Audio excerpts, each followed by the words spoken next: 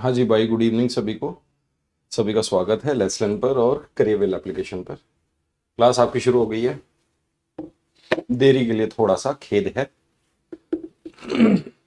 जाम में फंस गए हम।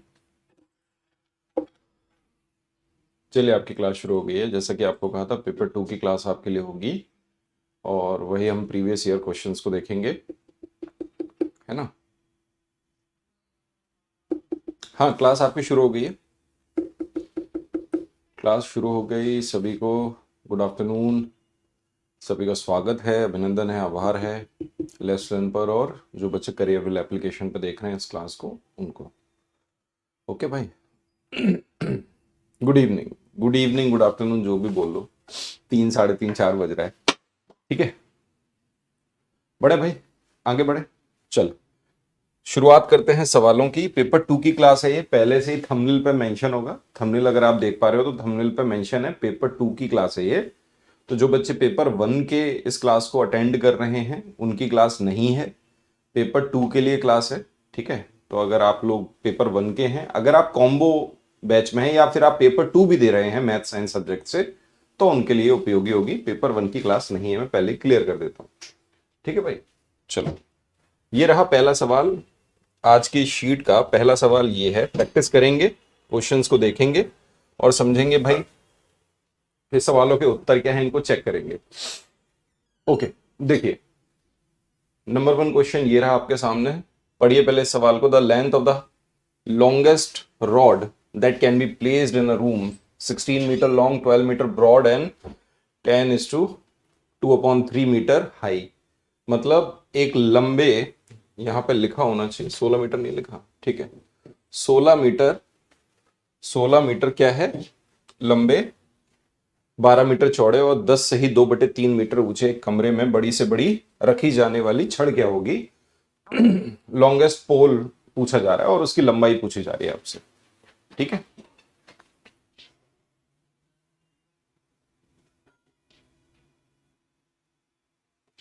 बताइएगा, आंसर बताइएगा इसका। आवाज तो ठीक है ना, आवाज में तो कोई दिक्कत नहीं है, आवाज आ रही है प्रॉपर।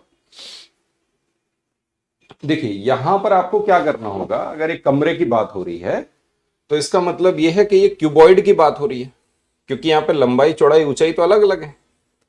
तो इसका मतलब एक कमरा है, ऐसा एक क्यूबॉइड है, देख पा रहे हो।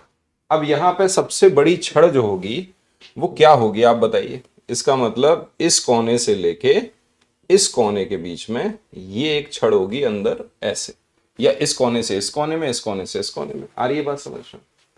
तो ये क्या कहलाएगा इसका, ये इसका डायगोनल कहलाएगा। ये क्या होगा भाई, डायगोनल। और डायगोनल क्या होता है, इसको हिंदी में क्या कहते हैं, विकर्ण। डायगोनल को विकर्ण कहते हैं। कैसे निकलता है, under root L² plus B² plus H², ये होता है। ये किसके लिए है, क्यूबॉइड के लिए।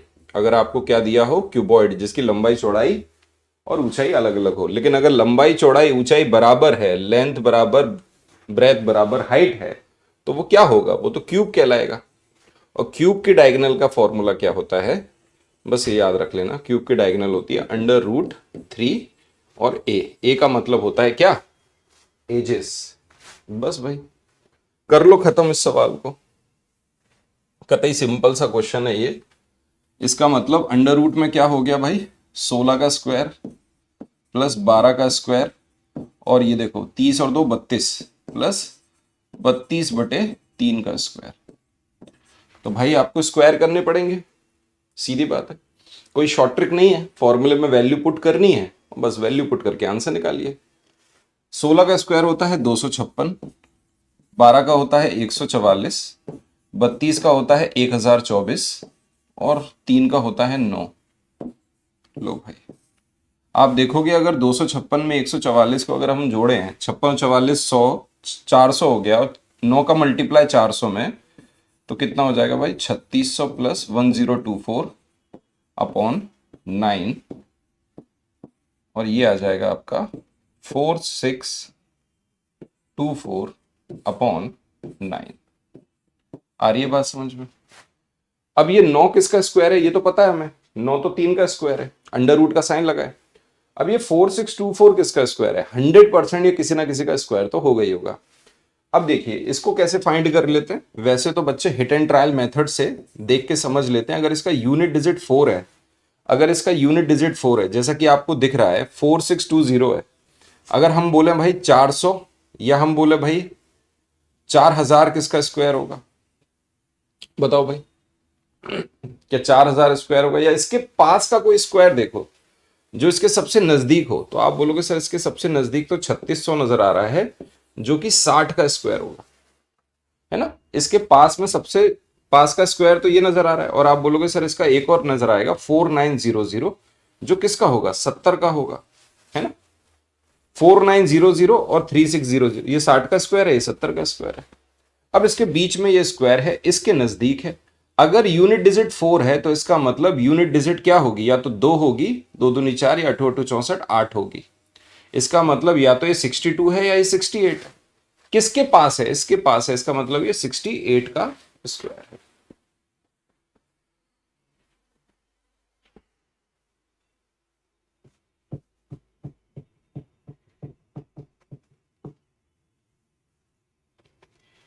किसका स्क्वायर हो गया? 68 का। बस भाई यही आंसर आ गया, 68/3। बस देख लो भाई, 68/3 जिस भी ऑप्शन में हो वही तुम्हारे ऑप्शन का आंसर है। मिक्स्ड फ्रैक्शन में कन्वर्ट करके लिखा है 66/2, ये हो गया। लो भाई, सी ऑप्शन इसका सही जवाब है। ठीक है, ऐसा सवाल आपके एग्जाम में आ सकता है। अब आते हैं इस सवाल पर। मैं आपको फिर बता दूं, अगर आप पेपर 2 की तैयारी कर रहे हैं और पेपर 2 का एग्जाम देने जाने वाले हैं, तो आपको ये 3 टॉपिक बहुत ही अच्छे से पढ़ लेने हैं। अलजेब्रा, मेंसुरेशन, और यहां पे सारे फॉर्मूले इनके, मेंसुरेशन और ज्योमेट्री की सभी प्रॉपर्टीज, और ज्योमेट्री में एंगल की प्रॉपर्टीज, कॉन्ग्रुएंसी, है ना, सिमेट्री, एंगल्स और लाइंस, ये सब देखना पड़ेगा। ज्योमेट्री, मेंसुरेशन और अलजेब्रा, अगर इन तीनों को मिला के भी मैं आपसे कह रहा हूं 12 से 13 प्रश्न आपके, इन तीन को मिला के 13 से 14 प्रश्न भी हो सकते हैं, यहां पे आ जाएंगे। अब आते हैं इस सवाल पर। एरिया ऑफ रोम्बस, रोम्बस का एरिया है 270 सेंटीमीटर स्क्वायर। उसकी एक डायगोनल है जो है x सेंटीमीटर और एक डायगोनल है 30 सेंटीमीटर। तो हमें वैल्यू बतानी है ये 4x ये। अब आप बताइए एरिया क्या होता है? एरिया होता है हाफ इसके डायगोनल का product, half d1 into d2। बस भाई ये दिया है 270। फॉर्मूले याद अगर नहीं है तो कृपया करके फॉर्मूले याद करें, तभी काम बन पाएगा। एक डायगोनल x हो गई और एक हो गई 30। 0 से 0 कट गया, इससे इसे काट दिया, 9 9 दूनी 18। इसका मतलब क्या हो गया? एक डायगोनल इसकी 18 सेंटीमीटर हो गई। एक डायगोनल है 18 सेंटीमीटर और एक है 30 सेंटीमीटर। हमको बताना है क्या? 4x minus 8। इसका मतलब 4x माइनस 8, 4 इंटू 18 माइनस 8। 18 चौक कितना होता है? 72। 72 में से 8 चले गए, आंसर आ गया 64। यही सवाल का उत्तर है। Option number B is correct. ठीक है भाई, हर बच्चे का बी आ रहा है। चलिए आगे बढ़े, अगला सवाल देखिए। ये रहा अगला सवाल। Diameter of a circular garden. एक सर्कुलर गार्डन, एक वृत्तीय बगीचे का व्यास 28 मीटर है, तब इस बगीचे के अनुदिश 300 रुपए प्रति मीटर की दर से बाड़ लगाने का 22 रुपए व्यय है। 22 रुपए बाड़ लगाने का कुछ नहीं है, 22/7 मिस्टेक है ये। बाड़ लगाने का व्यय है, क्या व्यय है? ये है, ये इसका व्यय है, खर्चा है, का व्यय है, खर्चा है। ठीक है, चलो भाई। अब सवाल में लिखा है कि डायमीटर एक सर्कुलर गार्डन है। वैसे तो आपको ये फिगर वगैरह बनाने की जरूरत है नहीं, लेकिन एक सर्कुलर गार्डन है जिसका डायमीटर आपको दे रखा है। डायमीटर का मतलब होता है सेंटर से होके जाने वाली एक रेखा जो इसके परिधि को टच कर दे, तो वही है इसका डायमीटर। पूरा डायमीटर है कितना? 28। इसका मतलब रेडियस कितना होगा? 28 का आधा, 14 मीटर। ये क्या निकल के आ गया? इसका रेडियस। ओके, अब इसमें तार फेंसिंग लगाई जा रही है। इसका मतलब ऐसे ऐसे करके एक तार फेंसिंग इस पे लगा दी। तार फेंसिंग का मतलब उसने कितना एरिया कवर किया, इसका सरकमफ्रेंस कवर कर लिया, पेरीमीटर कवर कर लिया। अगर अपन कॉस्ट निकालेंगे इसकी, तो कॉस्ट कैसे निकलेगी, जो इसके चारों तरफ जो पेरीमीटर होगा उसके साथ जो दर है उस दर का मल्टीप्लाई कर लें तो क्या निकल के आ जाएगा, तो इसका तार फेंसिंग का वो निकल के आ जाएगा। ठीक है, कॉस्ट निकल के आ जाएगी। बताइए, ठीक है भाई, डन है। Cost is equal to perimeter into rate. Perimeter अपन को पता करना है, इंटू रेट, उसमें हमको क्या दे रखा है, कॉस्ट दे रखा है, बस भाई। चलो, द कॉस्ट इन रुपीज, कितना कॉस्ट लग रहा है, 300 रुपए पर मीटर की दर से, ये आपको दे रखा है दर। ठीक है, ये आपको क्या दे रखा है, दर दे रखा है।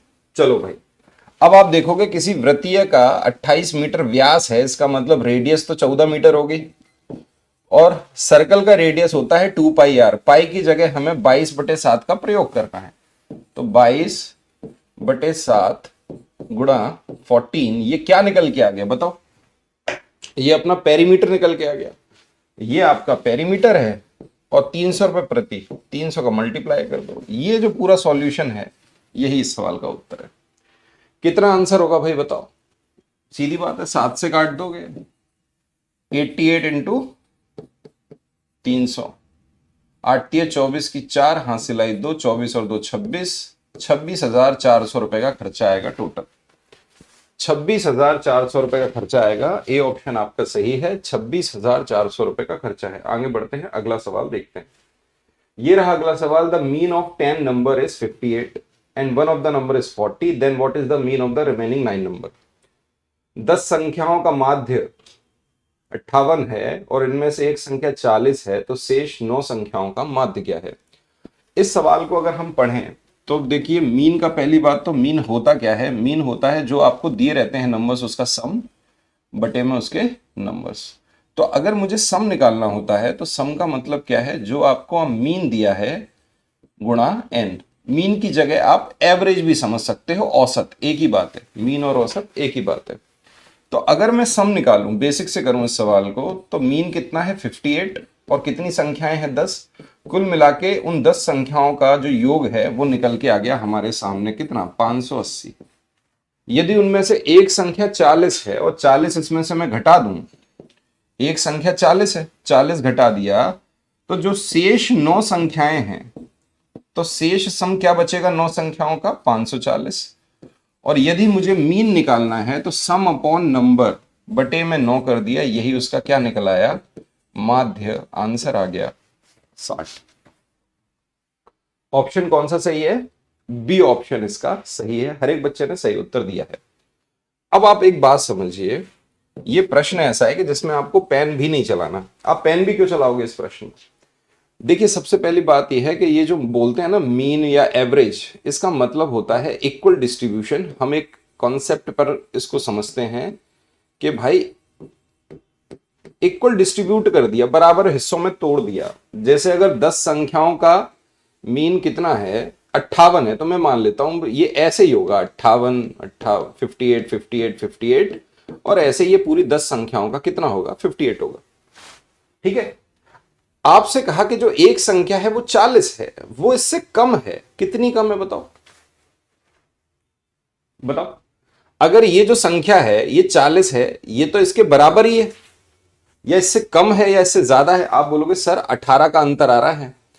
ये जो 18 का अंतर है ये 9 बाकी की 9 संख्याओं में बढ़ जाएगा, क्योंकि एक अगर 40 है, मीन तो 58 हो रहा था, होना चाहिए 58 है, 40 18 का अंतर 9 में बांटा, इसका मतलब क्योंकि ये कम था इसलिए बढ़ जाएगा, ज्यादा होता तो घट जाता। तो कितना बढ़ेगा, मीन 2 बढ़ जाएगा, 58 में 2 बढ़ गए, इन 9 संख्याओं का मीन 60 हो जाएगा। अगर आप ये कंसेप्ट समझ लेते हैं, इस तरीके से अगर आप देख लेते हैं, तो आपको जरूरत ही नहीं है, बेसिक से भी कर सकते हो और आप ऐसे भी कर सकते हो, दोनों ही तरीके सही हैं, दोनों का इस्तेमाल करें। आगे बढ़ते हैं, इस सवाल को देखते हैं। बहुत अच्छा सवाल है, इस सवाल को देखिए। यहां पे क्या लिखा हुआ है, यहां लिखा हुआ है आपके सामने कि भाई एक बैग है जिसमें 7 तो नीली गेंद है, 4 लाल हैं, 6 काली है और 3 सफेद गेंदें हैं। एक बॉल है जो ड्रॉन फ्रॉम दिस बैग, इस बैग से निकाला बिना उसको देखे, विदाउट लुकिंग इनटू इट, उसको बिना देखे हमने बैग में से एक बॉल को खींचा है, निकाला है। Then probability of getting a black और अ ब्लू, देखिए ब्लैक और अ ब्लू मतलब ब्लैक भी होनी चाहिए और ब्लू भी होनी चाहिए, है ना। तो अगर मैं टोटल की बात करूं, प्रोबेबिलिटी होती क्या है, आप बोलोगे सर प्रोबेबिलिटी, प्रोबेबिलिटी का मतलब होता है फेवरेबल आउटकम, जो भी आप निकालना चाह रहे हैं या जो आप फाइंड करना चाह रहे हो, नीचे होता है total outcome, favourable outcome, total outcome.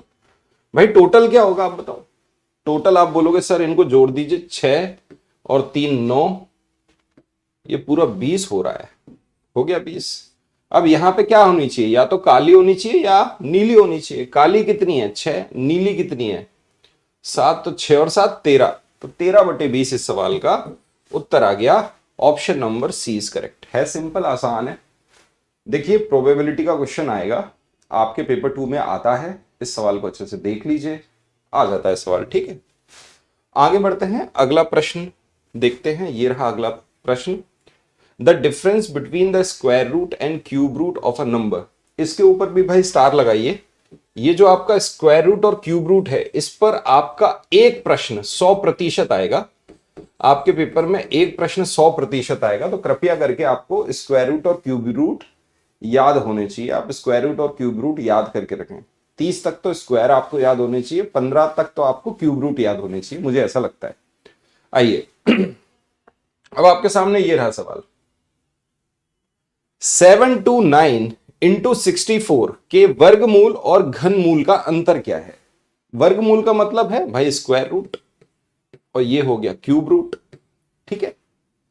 तो बताओ भाई, अगर हम इसका स्क्वायर रूट निकालेंगे 7 to 9 इंटू 64, इसका अगर हमने स्क्वायर रूट निकाला और इसी का अगर हमने क्यूब रूट निकाला, 7 to 9 इंटू 64, इसका अगर हमने क्यूब रूट निकाला, तो ये किसका स्क्वायर होता है बताओ। आप बोलोगे सर ये 27 का स्क्वायर हो गया और ये 8 का स्क्वायर हो गया। तो ये 8 से तो 56 की 6 हासिल आई 5, 8 दूनी 16, 16 और 5 21, 216 हो गया ये। अगर हम क्यूब रूट की बात करें तो देखो भाई 729 किसका क्यूब है 9 का, और ये किसका क्यूब है 4 का, तो ये हो गया 36। तो बस बेटा 216 और 36 का अंतर बताना है आपको, यही सवाल का अंतर। बताओ क्या हो गया, 16 गए 200 बचा, 20 गए 180 बचा। डी ऑप्शन इस सवाल का आंसर है। डन, ओके भाई, बढ़ते हैं आगे। अगला प्रश्न देखिए, ये रहा अगला प्रश्न। इस प्रश्न में मिस्टेक है, ये जो प्रश्न है इसमें मिस्टेक है। हमारा जो टाइपिस्ट है वो थोड़ा सा, आपको पता ही है, प्यार में है वो, तो वो क्या है, कुछ गड़बड़ कर दिया है उसने यहाँ पर कुछ मिस्टेक है। या तो ये ब्रैकेट लगा होना चाहिए, अगर ब्रैकेट नहीं है तो ये दोनों पहले होंगे, तो ये इस वाले सवाल में मिस्टेक है, इस पे स्टार लगाइए। ये शीट में अपलोड कर दूंगा टेलीग्राम पर, है ना। इस सवाल में मिस्टेक है कोई। आगे बढ़ते हैं, इस सवाल को देखते हैं। ये तो बहुत ही सिंपल है, इस पे तो पेन भी नहीं चलाना। -75 into 109 is not same as -75 into 109, वह नहीं है जो। अब ये 4 ऑप्शन आपके सामने है, बता। जैसे मैंने आपको कहा, बोर्ड मास की अगर बात करें तो ये क्या है, डिवीजन, ये है मल्टीप्लिकेशन, ये है एडिशन, ये है सब्ट्रैक्शन। ये यहां तक तो बच्चों को पता ही है। और अगर हम बात करें बी से, आपको ब्रैकेट पूछे जाएंगे, ब्रैकेट से ज्यादा लेवल आपके पेपर में आता नहीं है। तो सबसे पहले नंबर पे आप क्या सॉल्व करते हो, ये वाला ब्रैकेट सॉल्व करते हो। उसके बाद आप क्या सॉल्व करते हो, करली ब्रैकेट सॉल्व करते हो। उसके बाद आप स्क्वायर ब्रैकेट सॉल्व करते हो। तो इसका ऑर्डर पता होना चाहिए, बस और कुछ नहीं, ठीक है। B option not same as B option, बिल्कुल सही बात है। बी ऑप्शन होगा इसका, क्यों, क्योंकि इसके साथ इसका मल्टीप्लाई हो गया, फिर अगर 10 जोड़ दिया तो फिर ये गड़बड़ा गया। वो 100 जोड़ दिया, क्योंकि यहां पे कौन सा रूल लग गया, पहले मल्टीप्लिकेशन फिर सम। Done, okay. आइए, ए ऑप्शन कैसे बोल रहे हो बच्चे, ए ऑप्शन कैसे कह रहे हैं। अरे ए ऑप्शन नहीं होगा ना, -75 है और तुमने 100 को लिख लिया 100 + 9, इसका मतलब 75 का इसमें भी मल्टीप्लाई होगा, 75 का मल्टीप्लाई इसमें भी हो गया, है ना। कौन सी प्रॉपर्टी है ये, कोई बताएगा मुझे? नंबर्स की प्रॉपर्टी है, कौन सी है ये बताओ? कम्यूटेटिव, डिस्ट्रीब्यूटिव, कौन सी है? कुछ पढ़ा है तुमने? बोलो। नॉट सेम की बात, एसोसिएटिव कौन सी प्रॉपर्टी है? डिस्ट्रीब्यूटिव, एसोसिएटिव, कम्यूटेटिव, कौन सी है?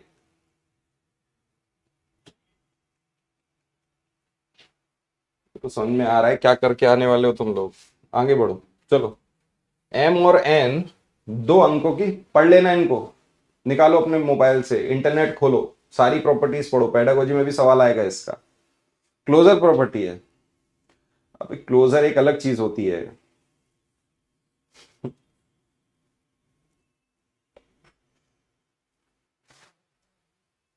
डिस्ट्रीब्यूटिव प्रॉपर्टी ऑफ एडिशन, आओ। एम और एन जरूर पढ़ लीजिएगा इनको, 100% पढ़िएगा। एम और एन दो अंकों की, ये तो मैं सवाल करा चुका था अपनी पिछली क्लासेस में, दो अंकों की संख्याएं हैं, उनमें से एक सम संख्या है, दूसरी संख्या विषम है। एम गुणा एन दोनों का मल्टीप्लाई 180 है, तो एम और एन का लघुत्तम सार्वगुणज, इसका मतलब एलसीएम कितना होगा? अब 180 है, 180 के दो, क्योंकि दो अंकों की, एक सम संख्या और एक विषम संख्या, तो 12 और 15 आ जाएगा। 12 गुना 15 180 होता है, दोनों का एलसीएम आता है 60। 12 और 15 का एलसीएम आता है 60। बी ऑप्शन आपका सही है। डन है भाई। 12 और 15, देखिए दो वजह से, एक बच्चा कह रहा है कंफ्यूजिटिव। देखिए कंफ्यूजन क्यों होगा? कंफ्यूजन दो बातों में हो जाएगा। कंफ्यूजन आपको दो दो बातों में, या तो आपने कतई पढ़ाई नहीं करी, ना स्कूल में करी, ना कॉलेज में ना करी, ना कहीं करी, और आपने बढ़िया नकल वकल करके पास हो गए हो। अब पढ़ोगे, पहली बार जीवन में पढ़ रहे हो, या पहली बार आपको ये पता चल रहा है, अच्छा इसको ये कहते हैं, ये तो हमें पता ही नहीं था, अच्छा ऐसे होता है सवाल, ये तो हमें पता ही नहीं था, रोम्बस नाम की कोई चीज होती है, अच्छा रोम्बस भी होता है, इसको भी क्वाड्रिलेटरल कहते हैं, तो कंफ्यूजन होगा, होना ही है। जब पहली बार पढ़ रहे हो तो होना ही है। ज्यादा पढ़ने से और कम पढ़ने से, दोनों से कंफ्यूजन होगा। और जितना पेपर में आएगा उतना पढ़ोगे तो कंफ्यूजन नहीं होगा, पेपर भी पास होगा, बढ़िया नंबर भी आ जाएंगे। अब आपके ऊपर है, आप कैसे करोगे, है ना। तो प्रॉपर्टीज को जरूर पढ़ लीजिएगा, बहुत जरूरी है। पेडागोजी में भी प्रश्न आता है और यहां भी प्रश्न आ जाता है। आइए, 12 और 15 का एलसीएम अगर आपको लेना होता है, एलसीएम का मतलब होता है वह सबसे छोटी संख्या जो इन दोनों को डिवाइड कर दे। अगर मैं 3 से डिवाइड करूं तो ये भी कट गया 4 बार, वह सबसे बड़ी संख्या जो दोनों को डिवाइड करे, 3 से काटा 4 बार, 3 से काटा 5 बार। अब इन दोनों में कुछ भी कॉमन नहीं है, क्योंकि ये तो कॉमन था, ये कॉमन ऐसा बड़ा नंबर है जो दोनों को डिवाइड कर पा रहा है, तो ये अकेला, इसे क्या कहेंगे, ये एक हाईएस्ट कॉमन फैक्टर हो गया। फैक्टर का मतलब है जो दोनों को डिवाइड कर दे। अब हाईएस्ट कॉमन फैक्टर तो आ ही गया दोनों में कॉमन, और जो अनकॉमन है वो भी ले लेते हैं। 3 चौक 12, 12 पंजे 60, ऐसे निकलता है हमारा एलसीएम 60, कॉमन के साथ अनकॉमन। ठीक है, आइए बढ़ते हैं आगे। ये सवाल आपके सामने है, यहां भी ये ब्रैकेट, चलो कोई नहीं, ब्रैकेट हट जाएगा। ये आपके सामने प्रश्न है, इस सवाल का आप उत्तर दीजिए। सिंप्लीफिकेशन का सवाल है, रेसिप्रोकल बताना है आपको, मतलब व्युत्क्रम। सवाल कुछ ऐसा है ये कि 0.39, इसमें जोड़ दिया अपन ने 2.15, फिर इसमें जोड़ दिया 0.75 और माइनस कर दिया 1.001। बस ये है सवाल, इसे सॉल्व करना है, बताइएगा क्या उत्तर होगा। जब आप यहां पे इन सबको जोड़ रहे हैं, इनको जोड़ के उसमें से ये घटा देना है, आंसर बताइए। देखिए 5 और 5 10 और 9 19, 19 का 9 आ गया, हासिल आ गई 1, 7 और 1 8, 8 और 1 9, 9 और 3 कितना हो गया 12, 12 का 2, हासिल आ गई 1, इसका मतलब 2.29 समथिंग कुछ आ गया, आ गया। इसमें से क्या है, माइनस कर दो 1.001। अब इसमें से हमको ये वाली संख्या को घटाना है, बस भाई यही है आंसर, सवाल का उत्तर, क्या करें। 3 आएगा, सॉरी 2 पे 1 हासिल आ गई, 3 आ जाएगा, 2 पे 1 हासिल आ गई 3.29। बस भाई ये वाला इसमें से घटा दीजिए, आंसर आपका आ जाएगा 3.290 में से 1.001 को माइनस कर दीजिए, आंसर आ जाएगा। देखिए भाई 90 में से 1 चला गया तो 89 आ गया, ठीक है, ये हो गया 2.289। अब 2.289 को आप क्या लिख सकते हो, 2289, दशमलव 3 अंकों के पहले है तो नीचे 3 जीरो, इसका व्युत्क्रम ये आ गया 2289। बस देख लो कौन सा उत्तर है, 1000/2289, डी ऑप्शन इस सवाल का आंसर हो जाएगा। बढ़े आगे, आइए अगले सवाल पे चलते हैं। ये रहा आपका सवाल। इस सवाल को देखिए, sum of the solution of the equation 3x - 2 bracket में 2x - 5 बराबर 2 ब्रैकेट में x + 3 - 8, और ये भी आपको एक दे रखा है। इनके सॉल्यूशन का सम बताना है। देखिए आप मान के चलिए 20 प्रश्न आपको मैथ में पूछे जाएंगे, जिसमें से आपके 4 से 5 प्रश्न होंगे अलजेब्रा के, 4 से 5 प्रश्न होंगे मेंसुरेशन के, या 3 से 4 प्रश्न होंगे मेंसुरेशन के, और 4 से 5 प्रश्न होंगे आपके ज्योमेट्री से। मैं अगर तीनों को बराबर नंबर ऑफ क्वेश्चंस की भी बात करूं तो भी आप मान के चलिए आपके 13 से 14 प्रश्न यहां 3 टॉपिक से आ गए। इसका मतलब आपके 20 सवालों में से 70%, 65 से 70% सवाल कहां से पूछ लिए गए, इन 3 टॉपिक से पूछ लिए गए। तो इन 3 टॉपिक को आपको अच्छे से पढ़ना है, क्योंकि यहीं से आपके पेपर का सवाल आना है। डन है भाई, बताओ क्या होगा, आंसर बताइए। अब यहां पे जब आप इस इक्वेशन को सॉल्व करोगे तो इसका मतलब है 2 का मल्टीप्लाई अंदर तो 3x माइनस माइनस का मल्टीप्लाई 4x, और माइनस और माइनस प्लस हो गया, कितना हो गया 10, बराबर 2 का मल्टीप्लाई अंदर 2x + 6 और -8। डन है भाई, बताओ मुझे कहीं कोई दिक्कत परेशानी आफत मुसीबत नहीं ना, ठीक है। अब आपको पता है कि भाई 3 में से 4 चले गए तो ये -x बचा, ये इधर आ गया तो ये -2x हो गया, और वहीं 6 में से 8 गए, बड़ा नंबर ये है तो -2, और 10 इधर गया तो -10। तो भाई -3x = -12, x = कितना आ जाएगा 4, 3 चौक 12, ठीक है। अगर हम दूसरे की बात करें, उस नंबर के उस वाली इक्वेशन की बात करें, 3x इधर 5x ले आते हैं, इधर बचेगा -8/5।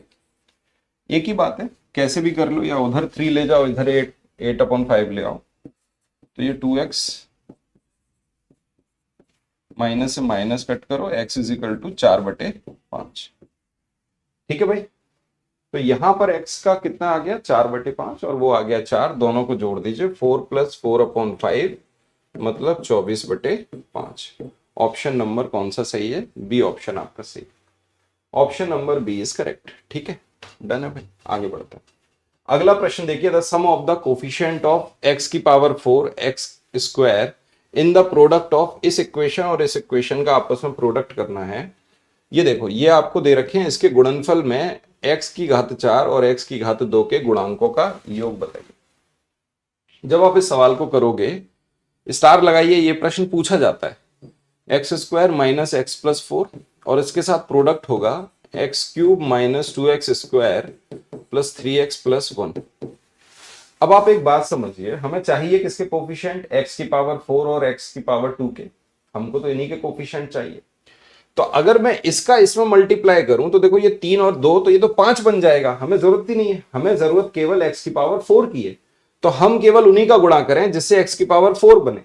तो इसका गुणा अगर मैंने इसमें कर दिया तो माइनस का साइन आ गया, तो ये हो गया 2x⁴।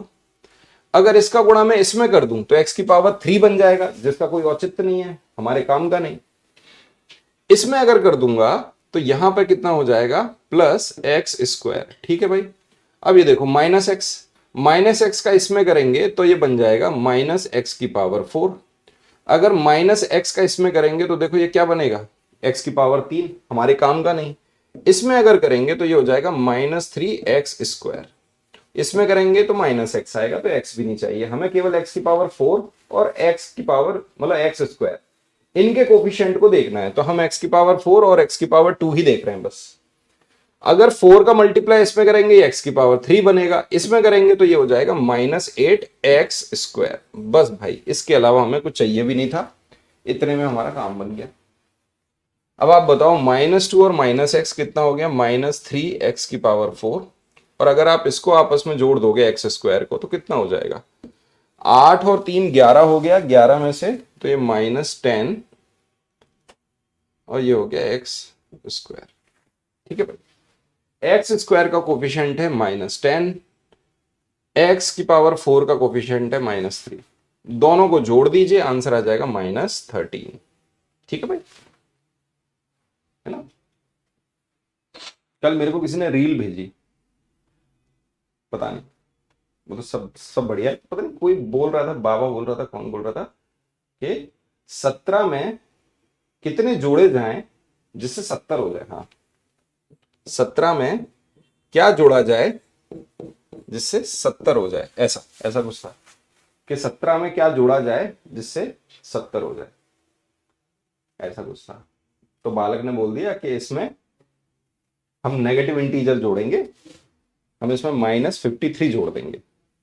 अब -53 जोड़ा जा सकता है, नंबर पॉजिटिव और नेगेटिव होते हैं, इसका मतलब ये नहीं कि नंबर अगर पॉजिटिव है तो वो प्लस नहीं होगा, नंबर नेगेटिव है तो ऐसा कुछ नहीं। ठीक है, तो उनका क्या था कि नहीं, 17 में क्या जोड़ दें कि 70 हो जाए, ऐसे कुछ था, वो बड़ा ही अजीब सा। यस, 70 में क्या जोड़ें कि 17 हो जाए, ऐसा कुछ था, जो भी था। अच्छा, 70 में क्या जोड़ें कि 17 हो जाए, अच्छा 70 में क्या जोड़ें कि 17 हो जाए, तो आ जोड़ दीजिए, है ना।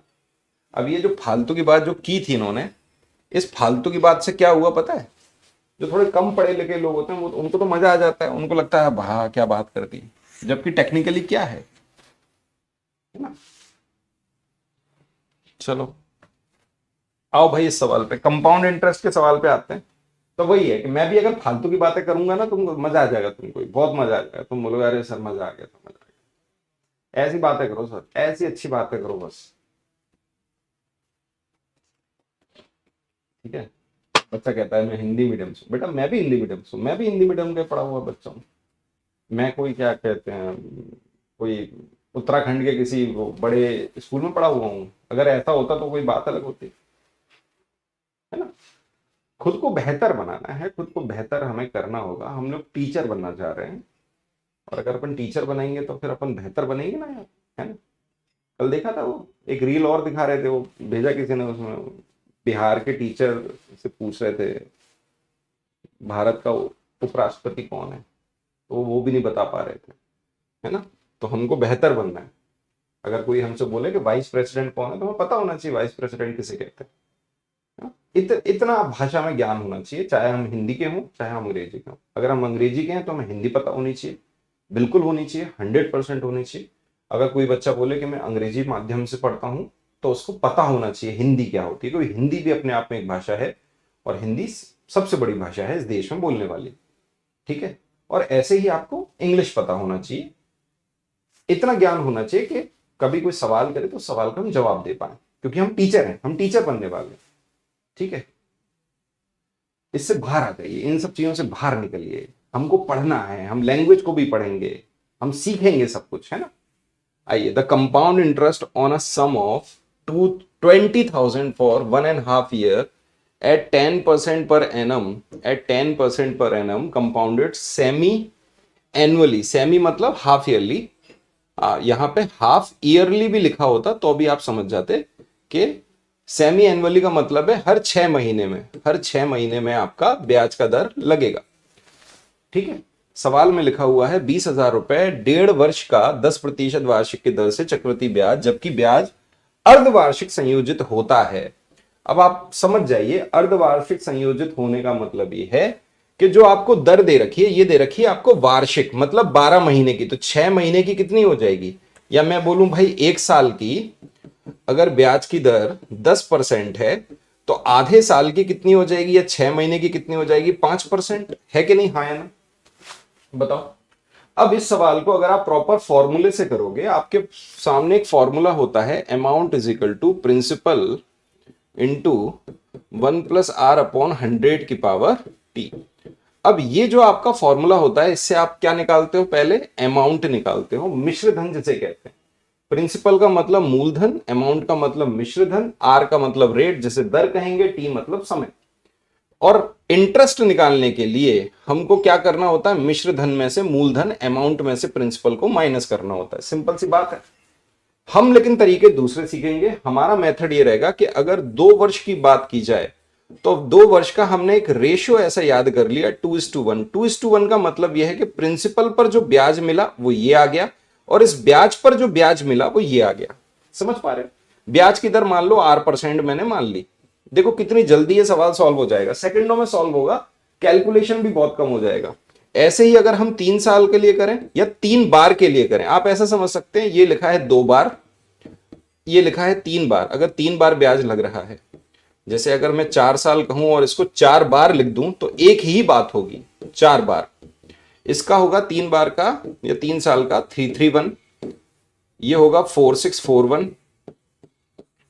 अब आप बोलोगे सर इसको अप्लाई कैसे करना है? अप्लाई करना सीख लीजिए।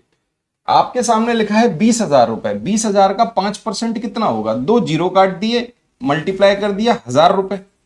इसका मतलब प्रिंसिपल का जो 5% है वो ये आ गया 1,000 रुपए। 1,000 रुपए का 5% क्या होगा? आप बोलोगे सर 50 रुपए। 1,000 रुपए का 5% 50 रुपए, और 50 रुपए का 5% कितना होगा? 2.5 रुपए, 2.5, है ना? आप ऐसे कर सकते हो, इसका 10% होगा 100 रुपए, 100 का आधा 50, 50 का 10% होगा 5 रुपए, 5 का आधा 2.5। और मैंने आपसे कहा 3 बार या 3 साल का क्या हो गया? 331, बस ये हो गया 331, ये हो गया 150, 152.5, 3,000 में जोड़ दिया 3152.5। ये लीजिए, बिना पेन चलाए भी आप इस सवाल का उत्तर बता सकते हो, बशर्ते बस आपको इसके मेथड और कॉन्सेप्ट पता होने चाहिए। आप बहुत जल्दी इस सवाल को सॉल्व कर सकते हैं। ठीक है, ये सबसे आसान तरीका है इस सवाल को जल्दी सॉल्व करने का। ठीक है, बढ़े आइए, ये रहा आपके सामने सवाल। 20xy minus 4xz plus 10y minus 2z is equal to, ये बराबर है किसके? बताइए। अब जैसे आपको दिख रहा है 20xy minus 4xz plus 10y और माइनस 2z। अब यहां पे कुछ कॉमन होगा, वो तो हमको कॉमन लेना ही पड़ेगा। आप देख पा रहे हैं यहां पे x कॉमन है, यहां भी x कॉमन है, और 4 इसमें भी लग रहा है, 4 इसमें भी है। तो 4x अगर मैं यहां से निकाल लूं तो यहां बचेगा 5y माइनस, सॉरी ये जो y नहीं है ये z है, ये y नहीं है ये z है। ठीक है, तो यहां पे क्या बचेगा? 5y माइनस z प्लस, यहां पे मैंने क्या ले लिया? 2 कॉमन ले लिया, तो ये बचा 5y माइनस z। डन। अब यहां पे 5y minus Z, 5y minus Z दोनों में कॉमन है, तो ये कॉमन आ गया 5y माइनस जेड, और ये क्या बच गया? 4x plus 2। अब बोलोगे सर 2 यहां पे कॉमन दिख रहा है, तो 2 कॉमन ले लो, तो बस 5y माइनस जेड और 2x प्लस 1, ये सवाल का आपका उत्तर आ जाएगा। ठीक है, 2 को यहां लिख लो, यहां लिख लो, पीछे लिख लो, कोई फर्क नहीं पड़ता, प्रोडक्ट में है तो option number B is correct. Done है भाई। इसको क्या बोलेंगे? ये फैक्टराइजेशन का सवाल है, ये भी आपके अलजेब्रा में पूछ लिया जाता है, इस तरह के प्रश्न आपसे पूछे जाते हैं। ये रहा अगला प्रश्न, 3x प्लस 8y का square whole square plus 3x minus 8y का whole square is equal to, बराबर है। अब ये आपके सामने लिखे हुए हैं, बताओ। आप एक बात बताइए, आपको फॉर्मूला पता होना चाहिए, a प्लस बी का whole square plus a minus B का होल स्क्वायर क्या होता है? 2 into A square plus B square. आ रही है बात समझ में? या a प्लस बी का whole square minus a minus B का होल स्क्वायर क्या होता है? 4ab। ये 2 बातें आपको ज्ञात होनी चाहिए, याद होनी चाहिए। इसका मतलब क्या हो गया? 3x का स्क्वायर और 8y का स्क्वायर, तो 2 इंटू 3x का स्क्वायर मतलब 9x स्क्वायर, 8y का स्क्वायर 64y स्क्वायर, 2 का मल्टीप्लाई अगर दोनों अंदर हो जाए तो क्या हो जाएगा, 18x² और 128y²। Option number A is correct. Done. चलो आइए अगला प्रश्न आपके सामने ये रहा। कृपया करके इस प्रश्न पे स्टार लगाइए और स्टार लगा के 2 बातें आपको समझनी होंगी। पहली बात ये कि क्वाड्रिलेटरल का सवाल आपके एग्जाम में आएगा ही आएगा, और क्वाड्रिलेटरल में आपके 3 क्वाड्रिलेटरल हैं जो बहुत इंपॉर्टेंट हैं, वो आपसे पूछ लिए भी जाते हैं। क्वाड्रिलेटरल में, क्वाड्रिलेटरल को हिंदी में चतुर्भुज कहते हैं, और यहां पे चतुर्भुज में आपको कुछ प्रॉपर्टीज को देखना होगा। प्रॉपर्टीज आपको पता होनी चाहिए, और वो इसकी लाइंस और वही इसके एंगल। ये लाइन और एंगल मतलब कोण और रेखाएं, इनकी जो प्रॉपर्टीज हैं क्वाड्रिलेटरल में, वो 100% आपको पता होनी चाहिए। अब सवाल में कहा गया है कि एबीसीडी एक क्वाड्रिलेटरल है। एबीसीडी एक चतुर्भुज है जिसमें ए बी बराबर बीसी के और सी डी बराबर एडी के। अब सीक्वेंस तो यही रहेगा, ए बी सी डी, अलग अलग तो नहीं बनाओगे। एक मैंने ऐसे क्वाड्रिलेटरल बना लिया मान लो, और मैंने कहा यह है ए, यह है बी, यह है सी और यह है डी। सवाल में कहा गया जो ए बी है वो बराबर है बीसी के, और जो सी डी है वो बराबर है एडी के। अगर ये दोनों भुजाएं बराबर हों और ये दोनों भुजाएं बराबर हों तो ये क्या बन गया पता है तुमको? ये बन गया आपका काइट। डन है भाई।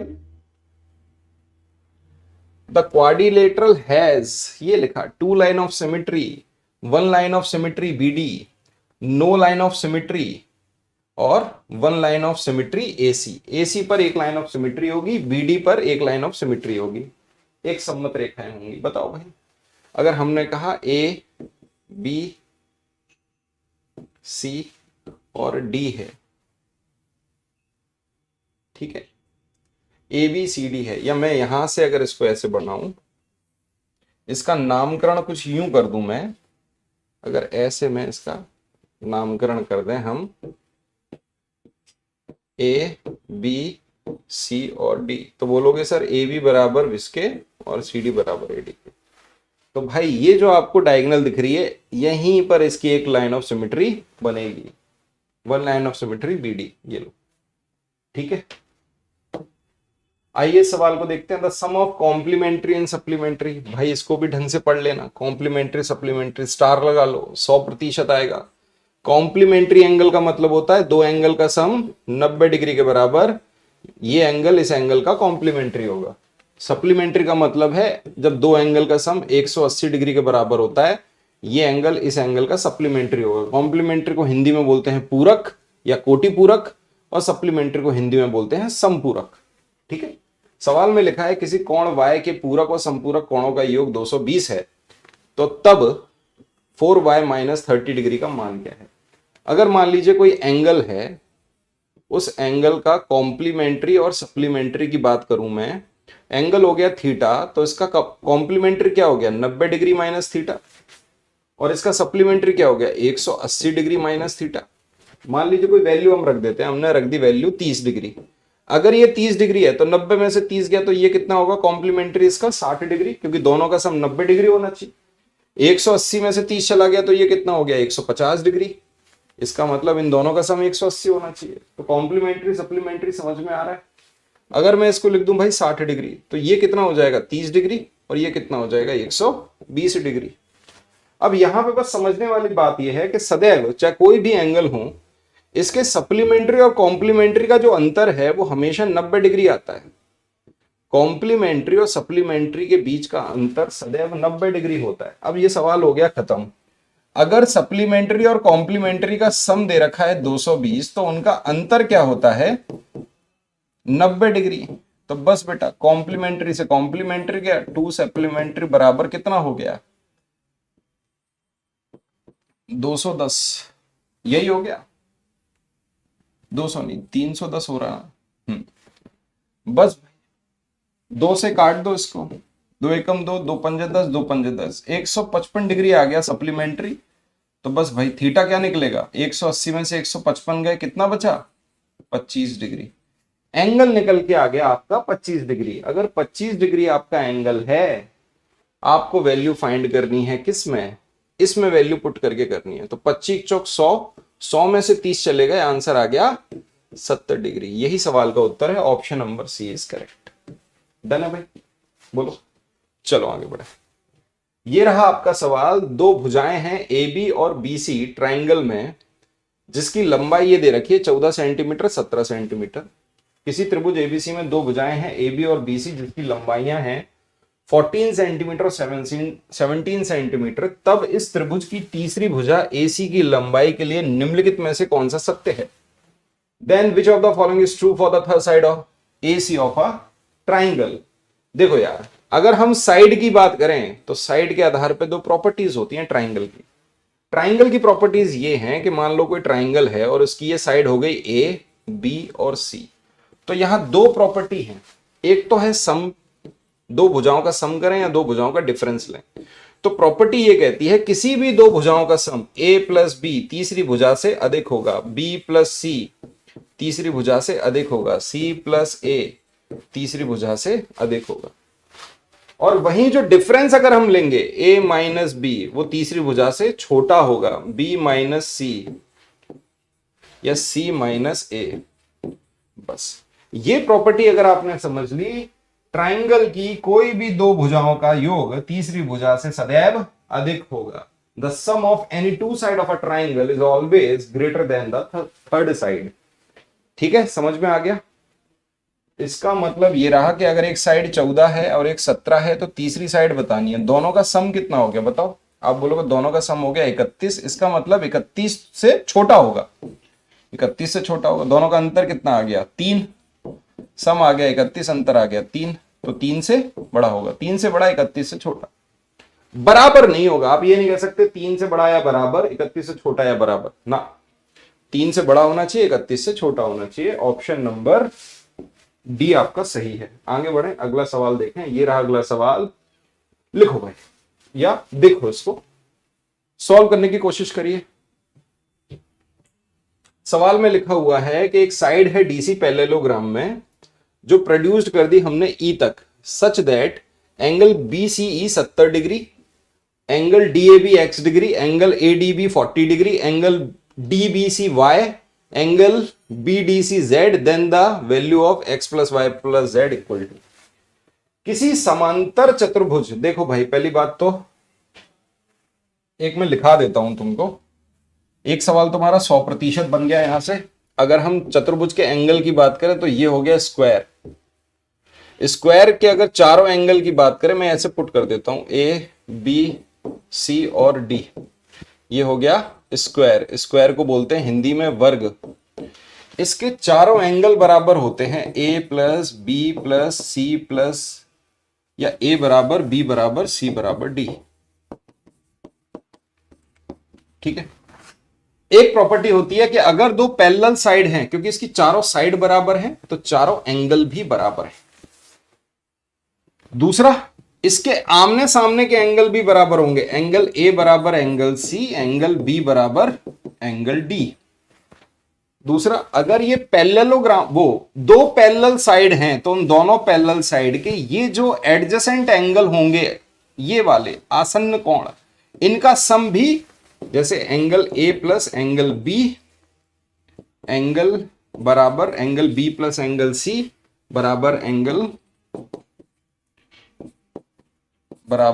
C प्लस एंगल D, या बराबर एंगल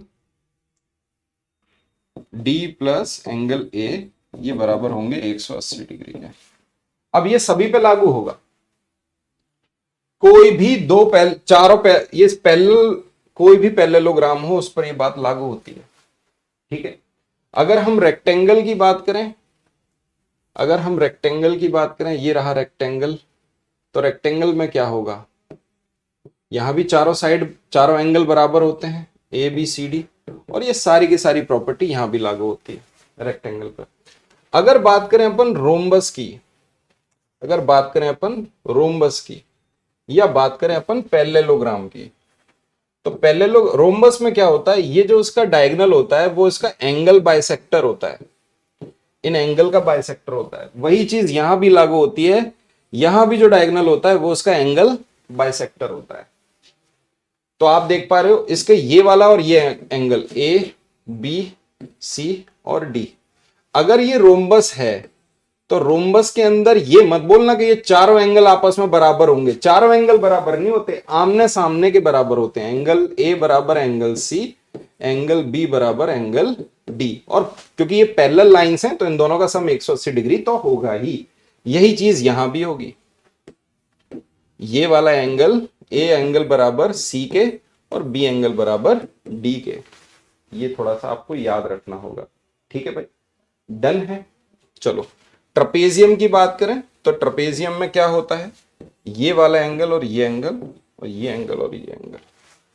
ट्रपेजियम में क्या होगा भाई, इन दोनों का सम 180 डिग्री होगा। अगर ए बी सी डी में लिख दूं तो यहां पे इसका और इसका सम 180 डिग्री और इसका सम 180 डिग्री। ठीक है, चलो अब आपका सवाल क्या है।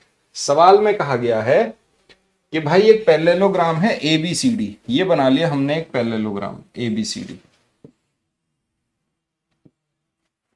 ए बी सी और डी। अब कहा क्या गया है सवाल में कि जो डीसी है उसको हमने प्रोड्यूस्ड कर दिया, DC of the parallelogram produced, ये डीसी को हमने प्रोड्यूस्ड कर दिया, इसको हमने प्रोड्यूस्ड कर दिया ई तक। ये लो भाई ई तक हमने इसको प्रोड्यूस्ड कर दिया। अब आपको बोला गया है पहला बीसीई, ये वाला एंगल आपका 70 डिग्री है। ठीक है, angle A D D A B, angle D A B, D A B आपको दे रखा है X, angle A D B, A D और बी, इसका मतलब ये वाला जो एंगल है ये एंगल दे रखा है आपको y, और आपसे कहा गया है बी डी सी, ये एंगल दे रखा है आपको z। ठीक है भाई, डन है। और तो कुछ नहीं है। एंगल ए डी बी, ये तो 40 डिग्री दिया है, 40 डिग्री है ये, 40 डिग्री। और ये दिया है आपको y D B C, D B और सी, ये वाला दिया है, ये दिया है आपको y डिग्री। चलो भाई करके बताओ, x plus Y plus Z की वैल्यू बतानी है। देखो अगर दो पैरेलल लाइन है तो इसका मतलब ये वाले एंगल क्या हो गए, अल्टरनेट एंगल्स हो गए। ठीक है, चाहे इधर से देख लो, ये वाले एंगल क्या हो गए, अल्टरनेट एंगल हो गए। तो इसका मतलब अगर ये 40 है तो ये वाला एंगल कितना होगा, तो y की वैल्यू तो निकल के आ गई 40 डिग्री। अगर ये 70 है तो ये कितना होगा, 110 डिग्री, है कि नहीं। और अगर ये 110 है तो ये कितना होगा, 70 डिग्री, इसका मतलब ये 30 डिग्री। अब ये देखो ये पैरेलल लाइन, ये 30, तो ये वाला कितना हो गया, 30 डिग्री। और अगर ये 110 है तो इसके सामने वाला कितना हो गया बताओ, 110 डिग्री। तो x हो गया 110, y हो गया 40 और z हो गया 30। तीनों का सम कितना आ गया, 50 और 30 180। सी ऑप्शन आपका सही है। प्रॉपर्टीज याद है तो सवाल सॉल्व हो जाएगा, प्रॉपर्टीज याद नहीं है तो थोड़ी सी दिक्कत आएगी। आइए बढ़ते हैं। एक पॉइंट है P और S are two points lie on the same side of line segment. एक लाइन सेगमेंट है, उसके एक ही तरफ बना हुआ है। लाइन सेगमेंट मान लिया हमने क्यू आर लाइन सेगमेंट है। सवाल में लिखा हुआ है रेखाखंड के एक ही ओर दो बिंदु हैं P और S इस प्रकार स्थित हैं कि P दोनों रेखाखंडों के PR और SQ के मध्य बिंदु है। PR और SQ के मध्य बिंदु है। आप एक बात बताओ, यहां मानो S, अगर मैंने कहा ये हो गया SQ और यहां मान लीजिए P, ये हो गया PR, ये अगर मान लीजिए इसका मध्य बिंदु है तो ये हो गया M। PR और SQ के मध्य बिंदु है। तो आपसे कहा गया, आपको देखो अब आप बताओ ये वाली साइड किसके बराबर, इसके बराबर, क्योंकि दोनों बराबर है, मध्य बिंदु है। ये वाली साइड किसके बराबर, इसके बराबर। हम यहां पे ऐसे रेखाएं क्यों खींच रहे हैं, एक और दो पढ़ने के लिए, क्योंकि जिस हिसाब से इसको पढ़ा जाएगा वैसे इसको। अब तीसरी साइड बची, उसमें मैंने 3 डंडे खींच लिए ऐसे। देखो तरीका है ये। अगर मैं सवाल को देखूं, देखो क्या पढ़ा है, QPM। अगर मैं पढ़ूं QP और M, इसका मतलब पहले आया 3 डंडे फिर आया 1 डंडा। इसका मतलब यहां कैसे पढ़ा जाएगा, एस आर एम पहले तीन और फिर तो क्यूपीएम और S R M. Option B इससे कौन सा सही हो गया, ऑप्शन नंबर बी। यहां पे कौन सी प्रॉपर्टी लग गई बोलो, आपकी कॉन्ग्रुएंसी की चार नियम होते हैं कॉन्ग्रुएंसी के। कॉन्ग्रुएंसी को हिंदी में कहते हैं सर्वाग समता। सर्वाग समता के 5 नियम होते हैं बेसिक। पहला नियम जिसको अपन कहते हैं साइड साइड और साइड। दूसरा नियम जिसको अपन कहते हैं साइड एंगल साइड या angle side angle. Angle side angle. एक होता है एंगल एंगल और साइड। तीसरा, चौथा और पांचवा जो नियम होता है वो होता है राइट एंगल हाइपोटेनस और साइड, मतलब समकोण, उसका कर्ण और उसकी भुजा। यहां आप देख पाओगे क्योंकि ये मिड पॉइंट है तो ये दोनों एंगल आपस में बराबर हो गए तो क्या लग गया, side angle side, side angle side. ठीक है भाई, डन है। चलो आंसर क्या आएगा, ये आ गया। जिस तरीके से आपने इसको पढ़ा वैसे ही आप इसको पढ़ेंगे, बस पढ़ना सीख जाइए तो आपका सवाल सही हो जाएगा।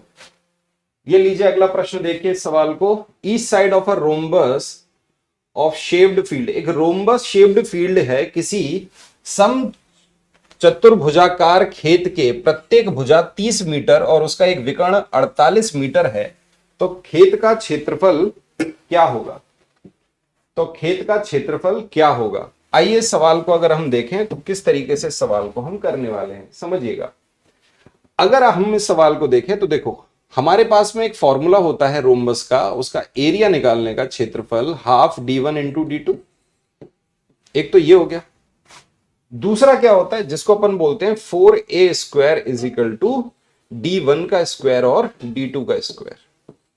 अब यहां पर हम समझ पा रहे हैं 4a को अगर मैं ऐसे बोलूं 2a का होल स्क्वायर बराबर d1 का स्क्वायर और d2 का स्क्वायर, तो आपको समझ में आ रहा है सर एक तो ये नंबर है इसका स्क्वायर होगा और इस नंबर का स्क्वायर और इस नंबर का स्क्वायर सम करके इसके बराबर बनेगा। तो आप समझ गए कि सर यहां पे जो तीनों नंबर होंगे वो पाइथागोरस थ्योरम को फॉलो करेंगे, मतलब ट्रिपलेट बनेंगे। तो इसका मतलब ट्रिपलेट कैसे बनेगा, ये तो हो गया सबसे बड़ा नंबर, मैंने इसको सर्कल में रख दिया।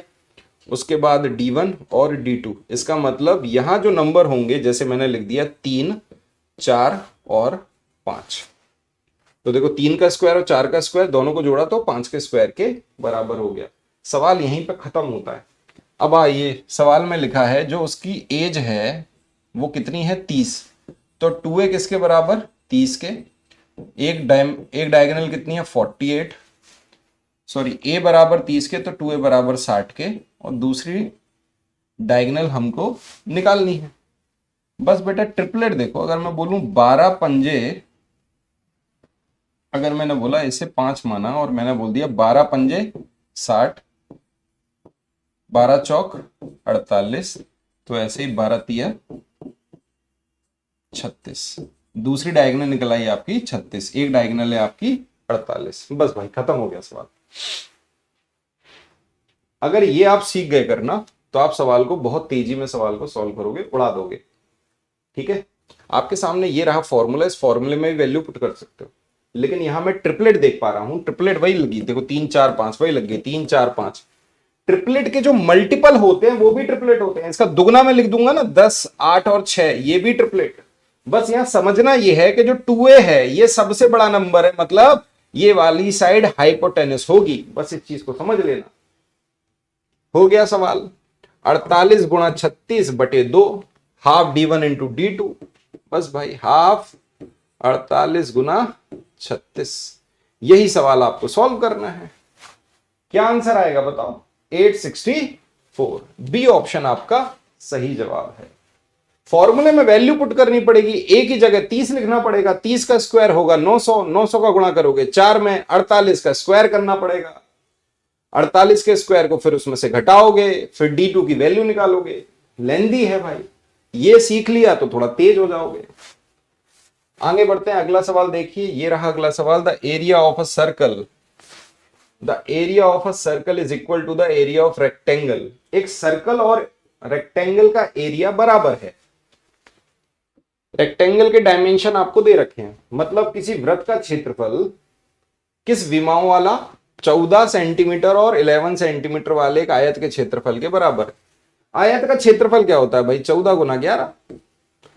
और इस सर्कल का क्षेत्रफल क्या होता है? Pi R square. इसका मतलब 22/7 और R square, pi R square. बस भाई इसको अगर इससे काट दिया ये 2 आ गया, इसको इससे काट दिया 7 आ गया, 7 का स्क्वायर और आर की वैल्यू कितनी आ गई? 7 सेंटीमीटर में दिया है तो सेंटीमीटर। अब आपसे कहा है सरकमफ्रेंस क्या होगा? सर्कल का सरकमफ्रेंस क्या होगा? सरकमफ्रेंस होता है 2 पाई आर, मतलब 2 गुना 22/7 गुणा 7। आंसर आ गया 44 सेंटीमीटर। यही प्रश्न का उत्तर है, सेकंडों में सॉल्व हो जाएगा। Option number C is correct. अगला सवाल देखिए, total surface area of a solid cylinder. Cylinder, ये भाई इस पे स्टार लगा लेना, आपके पेपर में आएगा ही आएगा 100%। इसका total surface area, curve surface area और वॉल्यूम का फॉर्मूला रट के जाइएगा, अच्छे से याद कर लीजिएगा। आपके एग्जाम में केवल 3 ही पूछे जाते हैं पेपर 2 में, क्यूब, क्यूबॉइड और सिलेंडर। ठीक है, कोन, स्फीयर ये सब नहीं आते। क्यूब, क्यूबॉइड, सिलेंडर, बस इससे आगे नहीं आएगा पेपर में, इतना ही आएगा, क्यूब, क्यूबॉइड, सिलेंडर। यहां से आपके 2 प्रश्न आ गए, ये समझो पेपर में 2 प्रश्न यहां से आ रहे हैं 100%। सिलेंडर का प्रश्न ये है कि भाई किसी ठोस लंब वृत्तीय बेलन के कुल पृष्ठीय क्षेत्रफल इतना दे रखा है, total surface area.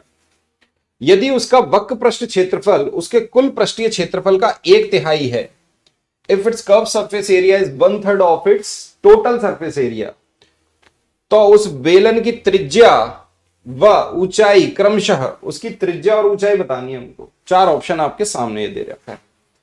Total surface area, curved surface area क्या होता है भाई? कर्व्ड सरफेस एरिया होता है 2 पाई आर एच। और जो टोटल सरफेस एरिया होता है वो क्या होता है भाई? वो होता है curved surface area plus area of basis, मतलब 2 पाई आर स्क्वायर। तो हम इसको कह सकते हैं जो कर्व्ड सरफेस एरिया वो था क्या? 2 पाई आर एच। तो मैंने बोला भाई 2 पाई आर तो कॉमन हो गया, एच प्लस आर या आर प्लस एच बचा, और ये हो गया 2 पाई आर एच। बताओ भाई यहां तक किसी तरह की कोई दिक्कत है क्या? बोलो मित्रों। अब आपके सामने फॉर्मूला है टोटल सरफेस एरिया का, ये रहा आपके सामने फॉर्मूला। आप अगर चाहते तो, क्योंकि आपको कहा है सवाल में कि टोटल सरफेस एरिया का 1/3 है, अगर ये 3 है तो ये 1 होगा, और यहां से 2 पाई आर और 2 पाई आर कट गया, इसका मतलब एच और रेडियस का क्या बन गया? 1:2 बन गया। यही तो आ रहा है, हाइट और रेडियस क्या आ रहा है? 1:2। अगर 1:2 में देख लो, 1:2, 1:2, आपसे पूछा क्या गया है? सबसे पहले क्या पूछा है सवाल में? रेडियस पहले पूछा है, हाइट बाद में पूछा है, इसका मतलब 1:2। इसमें आंसर होना चाहिए। मैं अगर कुछ भी नहीं आता तो देखो ये वाला गलत है, ये हो सकता है, ये गलत है, और ये हो सकता है। इसका अगर मुझे तुक्का भी मारना होता सवाल के अंदर, अगर मान लो मैं तुक्का भी मार रहा होता, मैं नहीं कर रहा होता सवाल को सॉल्व, तो मुझे पता है सवाल में लिखा है रेडियस पहले बताना है, बाद में बतानी है हाइट। इसका मतलब हाइट और रेडियस का अनुपात निकल रहा है 1:2। तो इसका मतलब ये 2 और ये 1। तो मैं तो यही बोलूंगा या तो बी होगा या तो डी होगा। अब इसको सवाल को हम सॉल्व भी कर सकते हैं, इसे मान लो x और इसे मान लो 2x। टोटल सरफेस एरिया होता है 2 पाई आर और h प्लस आर बराबर 462। तो 2 इंटू 22/7, आर की जगह रख दिया मैंने कितना? 2x, और ये हो गया 3x बराबर 462। 22 से अगर हमने इसको काट दिया, 22 से कट गया, कितनी बार गया ये? 22 दूनी 44 और 22 एकम 22। ठीक है, 3 से इसको काट दिया, 3 सत्ते 21, 7 चला गया ऊपर, 4 आ गया नीचे, x की वैल्यू आ गई 7/2। इसका मतलब 3.5। तो हाइट है 3.5 और रेडियस इसकी दुगनी हो जाएगी, मतलब 7। 3.5 और 7 इस सवाल का उत्तर है। रेडियस ये आ गया, हाइट ये आ गई। Option number D is correct. देख पा रहे हो? डन है। आइए अगला सवाल, ये रहा आपका अगला सवाल। The mean of the observation, ये आपको दे रखा है। इस ऑब्जर्वेशन देखिए, mean of the observation is 48, 42, x plus 17, x plus 15, x plus 20, 60 और 58। इसका मीन दे रखा है 53। Then the median of these observation is, कुछ आपको प्रेक्षण दे रखे हैं, डेटा दे रखा है और आपको बताना है कि इसका इन प्रेक्षणों का माध्यक क्या होगा, इन प्रेक्षणों का माध्यक क्या होगा। अब आइए भाई इस सवाल को देखें। 48, 42, x plus 17, x plus 15, x plus 20, 60 और 58, इनका जो माध्य दे रखा है वो दे रखा है 53। अब आप एक बात बताइए, अभी आपको बताया मीन इज इक्वल टू क्या होता है, सम अपॉन नंबर, ये होता है मीन, और सम इज इक्वल टू क्या होता है, मीन इंटू नंबर। तो आप बताओ कितनी संख्याएं हैं, 1 2 3 4 5 6 7। अगर बेसिक से करने बैठोगे, बिल्कुल आराम से तसल्ली से करोगे, तो आप मुझे बताइए 53 इंटू 7 करोगे, 7 या 21, 1 हासिल आई 2, 7 पंजे 35 और 2 37। ये इसका टोटल सम निकल के आ गया 7 संख्याओं का। आपको पता है टोटल 7 संख्याएं हैं, इन्हें अगर हम जोड़ दें 8, 8 और 2 10 और 8 18, हासिल आई 1, 6 और 6 12, 12 और 4 16, 4 20, तो ये हो गया 20। 11 में से 8 गए, क्योंकि इन 4 संख्याओं का सम मैंने घटा दिया। 11 में से 8 गए, ये आ गया 3, ये आ गया 6 और ये आ गया 1, 163 आ गया। और अगर अब ये 3 संख्याएं बची हैं, उन तीनों को अगर जोड़ दें, x plus 17 plus x plus 15 plus x plus 20, तो इन तीनों का सम बराबर किसके होगा, 163 के, है कि नहीं। और अगर यहां पे इन तीनों को अगर आप जोड़ के माइनस कर दें, 7 5 12 की 2, हासिल आई 1, 2 3 4 और 1 5, 111 आ गया। तो 3x is equal to x is equal to कितना आ गया, 37। अगर x इज इक्वल टू 37 आ गया, तो इसका मतलब इस नंबर की वैल्यू क्या निकलेगी, ये जो आपका नंबर है 20 जोड़ दो 57, 57 में से क्या करेंगे, 5 कम कर देंगे, तो ये कितना हो जाएगा 52, और 57 में से 7 कम हो जाएंगे, 3 कम हो जाएंगे 57 में, तो ये हो जाएगा 54। लो भाई ये नंबर आपके निकल के आ गए। आपसे पूछा है मीडियन, तो बस भाई सबसे पहले छोटा नंबर, फिर उससे बड़ा नंबर क्या होगा 48, फिर उससे बड़ा नंबर होगा 52, फिर उससे बड़ा नंबर होगा 54, उससे बड़ा होगा 57, उससे बड़ा होगा 58 और सबसे बड़ा होगा 60। अगर मुझे मीडियन निकालना है तो बस भाई 3 इधर से छोड़ दिए, 3 इधर से छोड़ दिए, यही आपका नंबर है, यही आपका मीडियन कहलाएगा। 54 इस सवाल का उत्तर है। आपके प्रश्न पेपर में आएंगे, 100% आएंगे। 20 में से 20 सवाल पेपर 2 में बच्चे नहीं बना पाते, ये बात सत्य है। और अगर पेपर 2 में आप 20 में से 20 नहीं बना पा रहे, तो इसका मतलब ये है कि आगे थोड़ी दिक्कत आएगी। मैथ आपका लेंदी आता है, इस बात को आप मान के चलिए। इसको आप दूसरे तरीके से भी सॉल्व कर सकते थे, जो मैं बोल रहा था इक्वल डिस्ट्रीब्यूशन। आप मानते कि ये आपका 53 है, तो आप बस ये देख लेते कि भाई कौन किससे 53 छोटा है, किससे 53 बड़ा है, उससे भी आप सॉल्व कर सकते थे। सारा खेल कैलकुलेशन का है बेटा। जिस बच्चे ने कैलकुलेशन ठीक से कर लिया और जो इन 20 सवालों के कैलकुलेशन को करता चला गया, वो तो कर लेगा। जिसको मैथ में बोरियत लगती है, उसको लगता है यार सॉल्व कौन करे यार, इतना समय थोड़ा ना देते हैं पढ़ाई में, तो वो नहीं करेगा फिर इसको। ठीक है, बढ़े आगे। आइए इस सवाल पे आते हैं। इस सवाल को आप देखिएगा भाई। चलो, ये तो भाई छोटा सा सवाल है। 12 से लेके 103 तक कितनी संख्याएं हो गई, 11 माइनस कर दो इसमें से, 92 संख्याएं हो गई। टोटल हो गई 92 संख्याएं। चलो भाई, स्लिप में लिखा है, हर किसी को डिब्बे में डाल दिया, उसमें से रैंडम एक बॉक्स निकाल लिया। तो बताओ भाई कितनी संख्याएं जो 7 से डिवाइड हो जाएंगी। ऐसी कितनी संख्याएं हैं जो 7 से डिवाइड हो जाएंगी। देखो 12 और 13 मतलब 14 से स्टार्ट होगा। 14 कौन सा है, सेकंड है। और आखिरी कौन सा होगा, 98। ये कौन सा होगा, 7 एकम 7, 7 चौक 14। तो बस भाई 12 से लेके 14 तक अगर आप देखोगे तो इसका मतलब 13 नंबर हैं, तो 13/52, यही सवाल का उत्तर। आगे बढ़ते हैं, आइए सवाल को देखते हैं।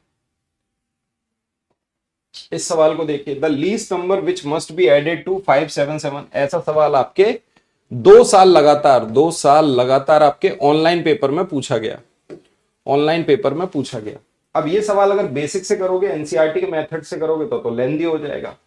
दूसरा इसकी थोड़ी ट्रिक है, ट्रिक नहीं आप ये समझ लीजिए, उसको हमको सेटिस्फाई करना होगा।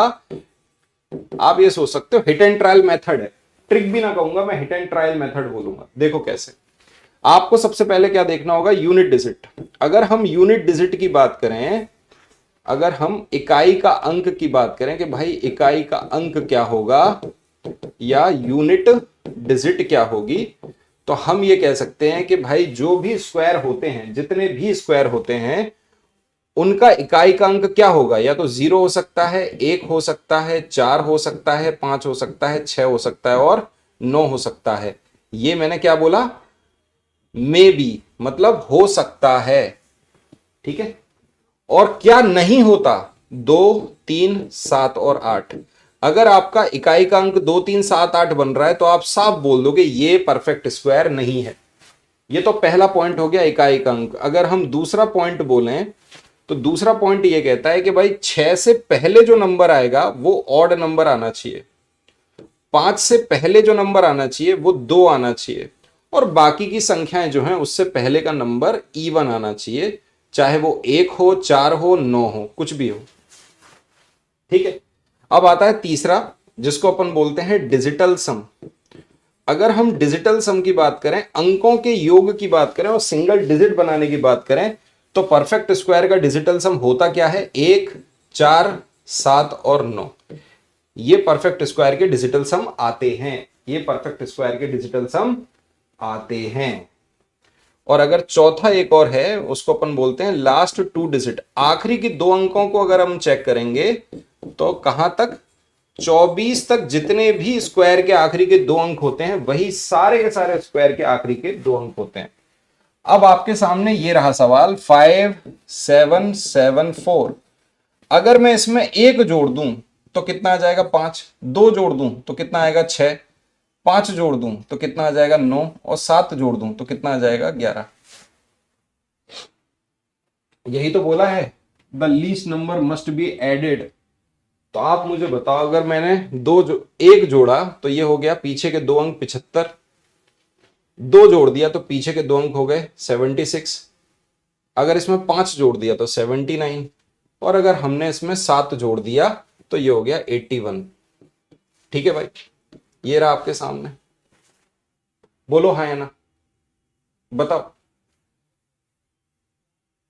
क्लियर है, कोई दिक्कत तो नहीं है, ठीक है, ओके।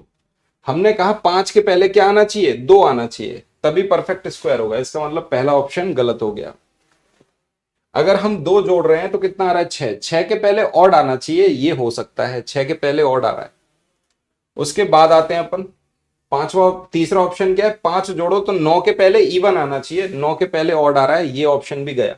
ये हिट एंड ट्रायल मेथड है, इस तरीके से आप सवाल को देख सकते हो, ठीक है, ओके। अब ये 7 है, अगर 7 को जोड़ोगे तो 8 के पहले इवन आ रहा है।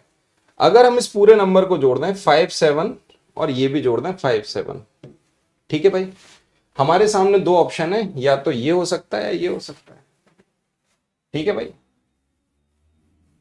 बोलो डन है, बस भाई। अब इनमें से कोई एक आपको लगाना पड़ेगा, और उसमें आप ये भी देख सकते हो, थोड़ा बहुत वही है, वही समझना होगा कि आप इसका डिजिटल सम निकाल के देख लो, ठीक है। तो डिजिटल सम निकाल के देख लो, देखो 8 और 1 9, 9 तो गया, 7 और 5 12, डिजिटल सम निकला 3, जो कि नहीं होता, डी ऑप्शन भी गलत। अगर अपन बात करें इसकी, तो इसका डिजिटल सम कितना होगा ये आपको देखना होगा, 7 और 7 14, 14 और 10 24, इसका डिजिटल सम तो 6 आ रहा है। अच्छा, पहला वाला तो वैसे ही गलत था, इसका देख लो, देखो 7 और 7 14 और 5 और 6 11, 11 और 14 कितना आ गया, 25, डिजिटल सम आ गया 7, ये ऑप्शन सही। अब आप बोलोगे सर ये तुक्का तो बिल्कुल नहीं हो सकता, ठीक है भाई।